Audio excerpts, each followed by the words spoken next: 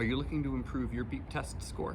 I'm your fitness coach, Carl, and today I'm going to share a few simple tips and strategies that you can use to get a better result from your testing.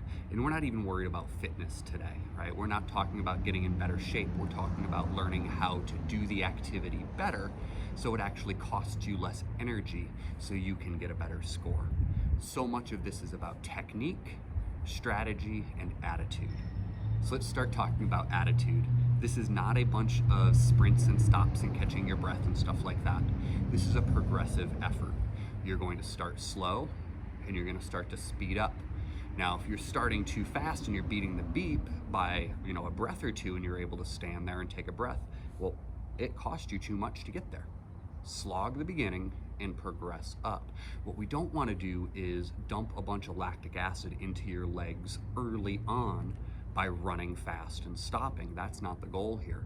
The goal here is to accelerate toward the line, make the turn, make the turn, make the turn. We don't want to sprint and stop and take a breath. You are not going to be able to recover in that short period of time, and it's just costing you more and actually going to be lowering your score long term. Next, let's talk about running technique. This is something that I see a lot of people maybe start out really good with, but then fall apart as they get tired. Remember, part of the testing here is to see what happens to you as you fatigue, right? As stress continues to add up on your body, as you start to go hypoxic, there's no oxygen available, you're working too hard. What decisions do you make? Do you fall apart? Can you not take the pressure?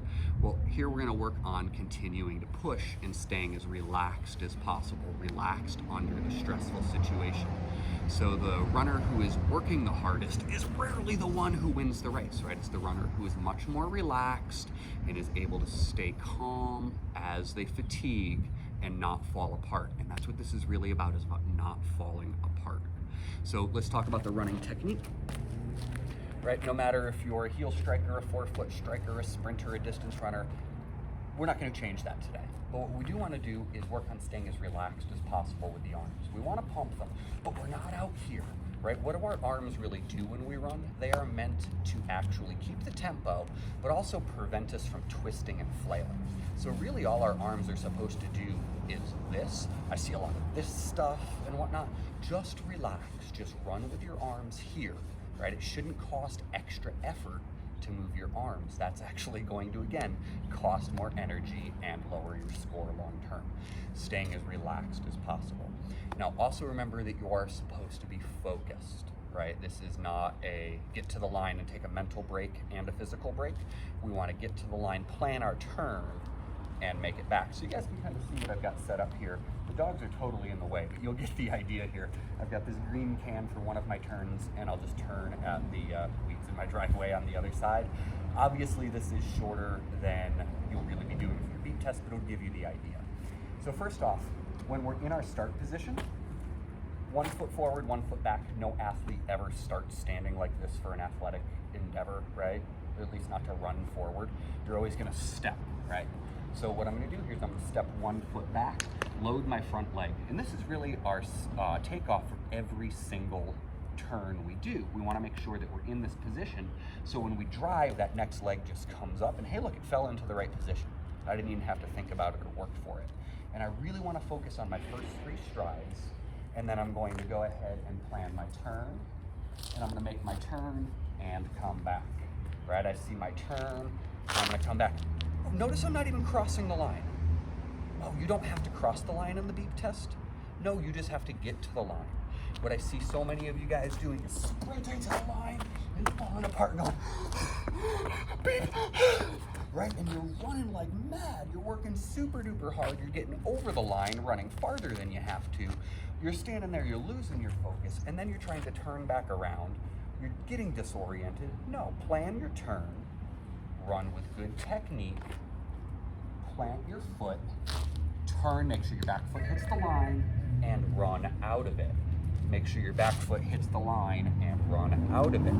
Now, in the early phases, this isn't as aggressive, right? You can kind of run up, touch, run up, touch. And notice that every time I do, I'm getting in my power position, spine is straight, weight's loaded on the front foot, and I push for my first 3 strides, really. It's really about getting that drive off of that turn. Now next, as that speed gets up, so as it gets north of, say, 8 or 9, I don't know if any of you guys are actually going to be up there, but when you make that turn, it might be a little bit too tough on that leg, right? You might start to feel a little fatigue. Well, you can dive down. When I used to do these in track, what we would do is I would actually plan my turn and I'd dive for the ground and I'd run out of it. So again, I'd plan for it. I'd actually reach my hand down to the ground for a little bit of extra stability. Well, I'm basically in a 3-point stance here, right? And then I sprint out of that and I'm driving into my next stride. So as that tempo increases, you may find that your hand needs to find the floor. Now, if you're getting there, you're probably not too worried about the police fitness testing. You're probably scoring, kind of 8, 10, maybe even, up into that 11 range if you're worried about getting your hand to the ground. But for now, what I really want you guys to focus on is technique, accelerating, decelerating, making a quality turn, and going again, and staying focused. This is meant to be hard.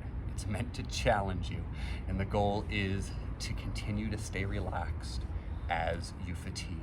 Continue to have your form, to have your technique, so you can score better, right? Remember, this is testing your fitness, but it's also testing how much you can pay attention and focus on the details when you're fatigued. I'm your fitness coach, Carl, and I hope that these tips help you get a better score in your beep test.